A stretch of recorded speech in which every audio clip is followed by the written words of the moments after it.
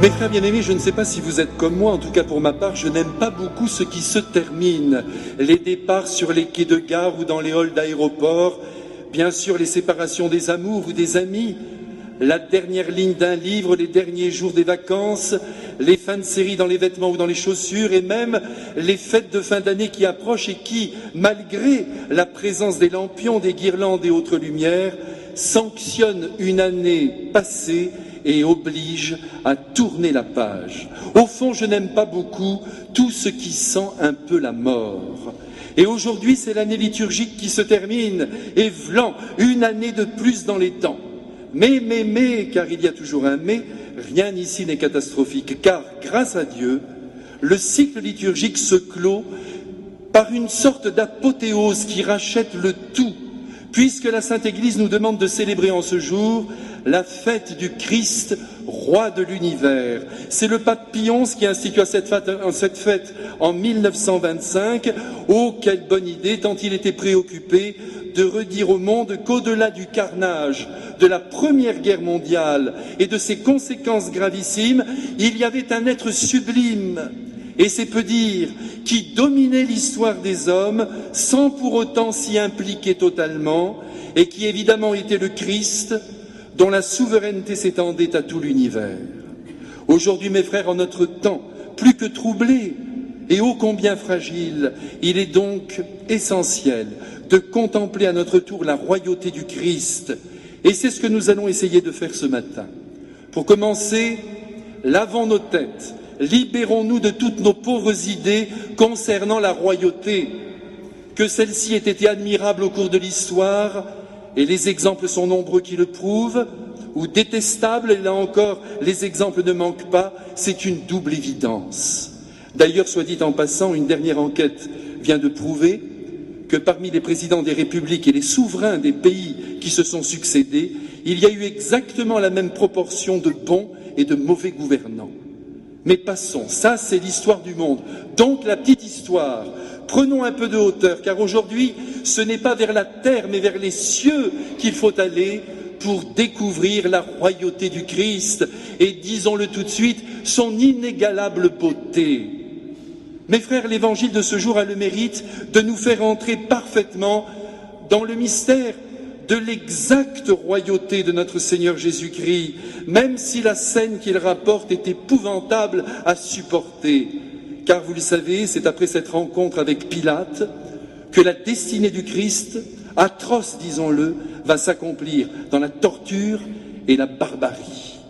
Soyons donc attentifs et suivons de près le texte sacré. Tout d'abord, laissez-moi vous rappeler que Ponce Pilate occupa la charge de procurateur de Judée par la volonté de l'empereur Tibère de l'an 26 à l'an 36, où il sera destitué pour avoir massacré un groupe de Samaritains.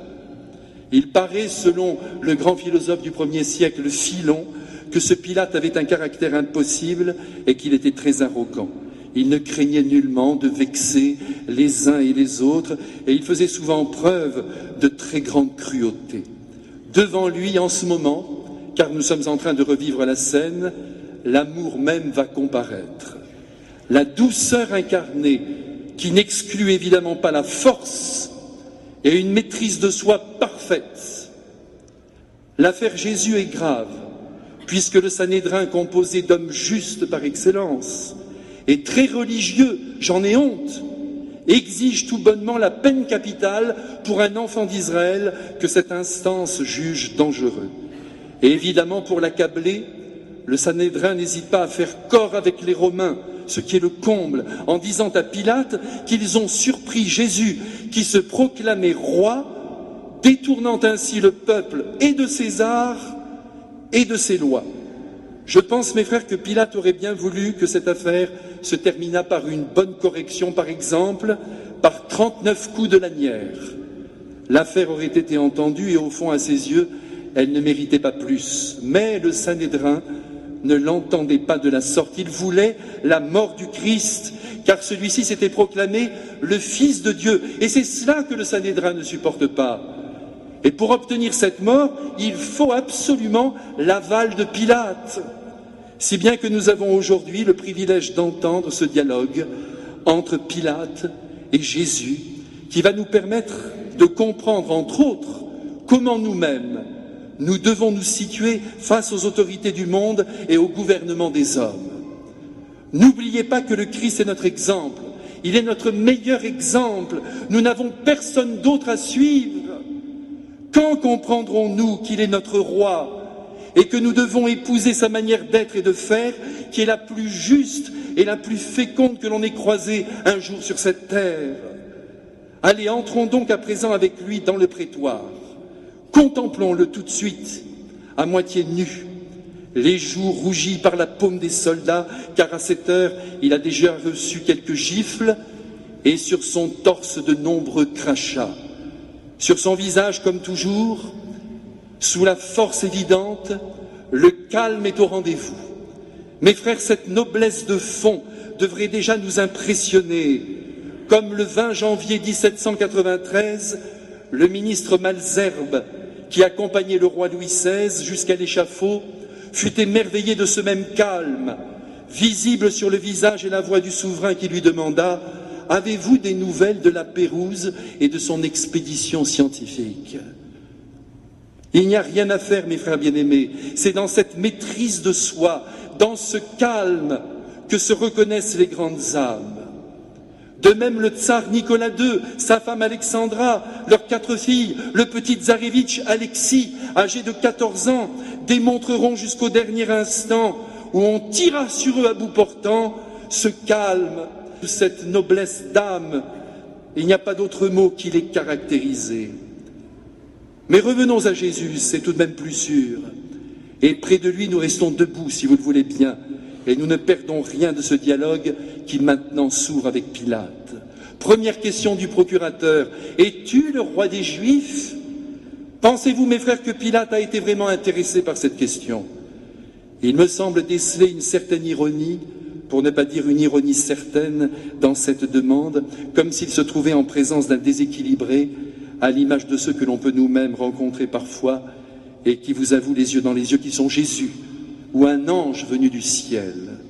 Assez régulièrement, pour ma part, je rencontre ainsi ce genre d'ange sur les allées Gambetta ou sur la Canebière.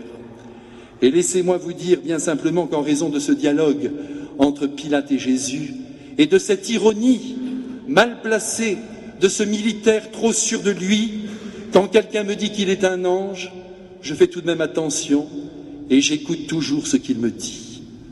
D'autant plus qu'il se peut très bien, car rien n'est impossible à Dieu, qu'un ange prenne l'allure d'un pauvre déséquilibré pour révéler un éclat de la sagesse divine.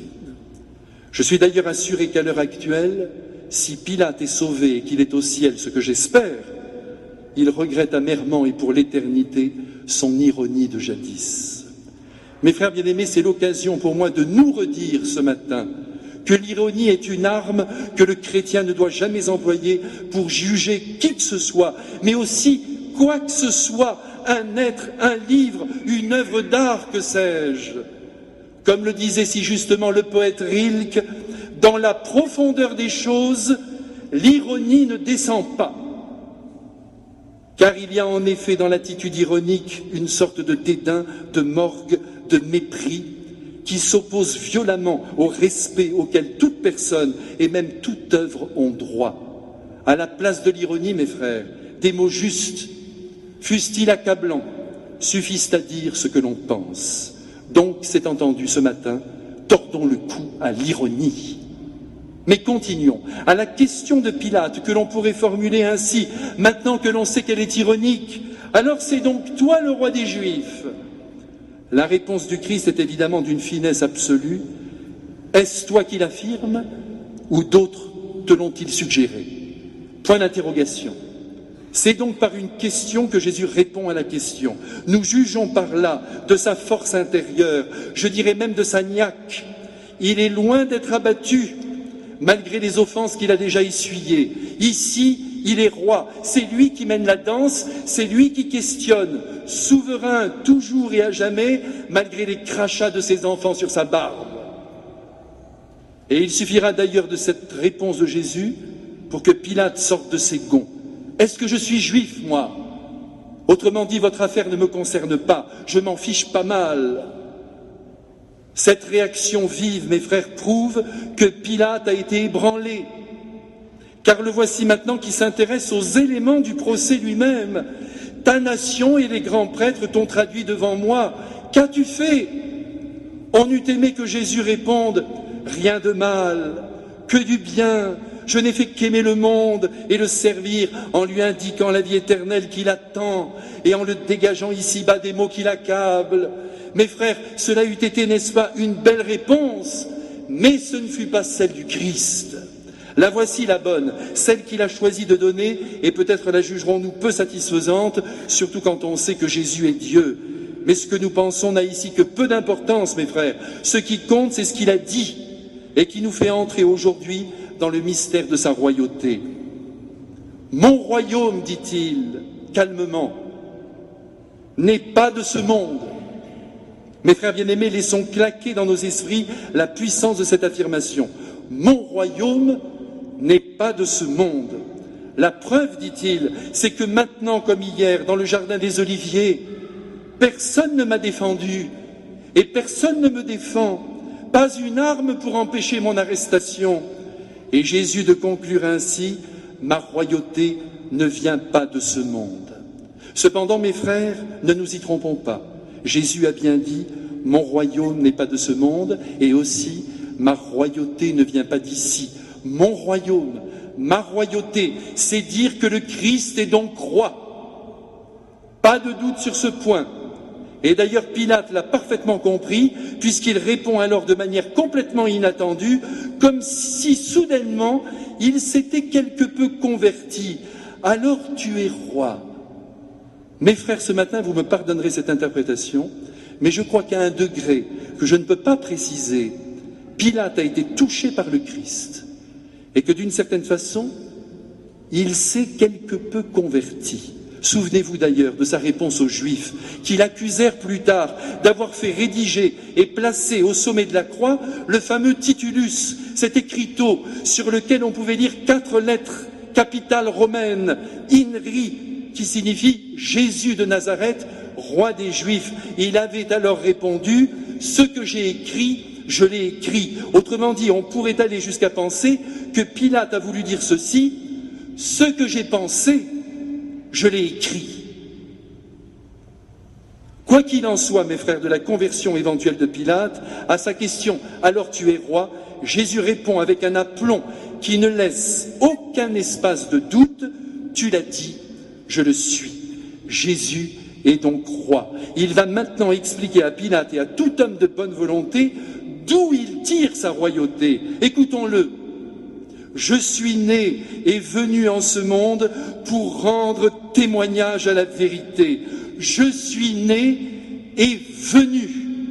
Tout est dit, mes frères, sous cette forme simple et solennelle de ces 2 verbes qui se suivent de manière inattendue, reconnaissons-le, car si Jésus n'avait été qu'un homme, il aurait dit simplement « Je suis né », mais il ajoute « Je suis venu en ce monde ».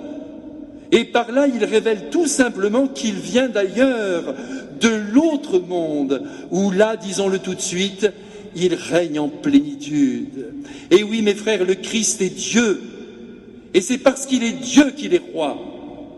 Quant à sa mission particulière, qui est, selon ses mots, de rendre témoignage à la vérité, d'être au fond le témoin de la vérité, Jésus, en ajoutant tout de suite que quiconque appartient à la vérité, écoute sa voix, laisse entendre que son enseignement exprime totalement la vérité sur Dieu, sur le monde et sur la destinée de l'homme. C'est alors que Pilate pose une dernière question digne des plus grandes interrogations philosophiques. Mais qu'est-ce que la vérité? Malheureusement, à peine l'a-t-il posé qu'il sort du prétoire, sans doute assez retourné par ce qu'il vient d'entendre. Dommage, dommage. Car je pense sincèrement que s'il avait pris une chaise et s'était assis à l'envers, les mains sur le dossier, face au Christ, celui-ci lui aurait répondu droit dans les yeux et dans le cœur: la vérité, c'est moi. C'est moi, oui, c'est moi, l'unique roi de l'univers qui gouverne par amour toute chose et tout être qui se laisse faire. Tu vois, mon Pilate, aurait continué le Christ, Laisse-moi à présent t'expliquer, à toi et à toutes les générations, ce dont le cœur de l'homme est capable en matière d'ambition. Des rois accéderont au pouvoir suprême des nations, certains par filiation, d'autres par la force. Des coups d'État auront lieu et pousseront des hommes à s'emparer du pouvoir, non pas par désir de servir, mais par soif de posséder. Des gouvernements se feront élire, certains avec de bons suffrages, d'autres en trichant. Ils se disputeront leur carré de viande, montrant par là qu'ils n'en ont que faire du bien public, et tous, sans exception, les gagnants et les vaincus, se penseront rois. On ira jusqu'à désirer un gouvernement mondial où toutes les arrogances et toutes les prétentions dominatrices s'en donneront à cœur joie. Des lois iniques seront promulguées. À droite, à gauche, au centre, des prétendus rois se multiplieront. Et dans ce magma où les intérêts particuliers régneront en maître, plus que jamais au cours des temps, et pour le bien de tous, je murmurerai aux oreilles de mes enfants baptisés: mon royaume n'est pas de ce monde. Le roi, c'est moi. Oui, je suis le roi, l'unique roi. Et c'est pourquoi, mes enfants, je vous en supplie, dit le Christ, n'absolutisez pas la vie présente et son organisation souvent perverse. Concentrez-vous sur le bien à accomplir. Sentez le caractère éphémère de la vie et les bassesses de la petite politique. Prenez votre croix et redites-vous tous les jours qu'après ces 90 ans passés ici-bas, sous l'avalanche de promesses électorales le plus souvent non tenues, vous allez enfin rejoindre le vrai royaume, qui est un royaume de paix, de justice et d'amour. Et là, mes frères, j'imagine Pilate se levant de sa chaise et de ses mains, en serrant le visage du Christ et l'embrassant sur le front et le libérant de ses liens. Malheureusement, mes frères, l'histoire ne s'est pas écrite ainsi. Pilate a pris ses mains, il les a lavées pour nous faire croire qu'il n'était pas responsable de la mort de l'unique roi. Encore une dernière lâcheté du côté du pouvoir. Mes frères bien-aimés, il faut choisir son camp, celui des royaumes éphémères et des républiques bananières de la terre, ou celui du ciel. À vous de voir et de choisir. Pour ma part, c'est tout vu. Le Christ est mon roi. Allez, je vous en supplie, suivez-moi.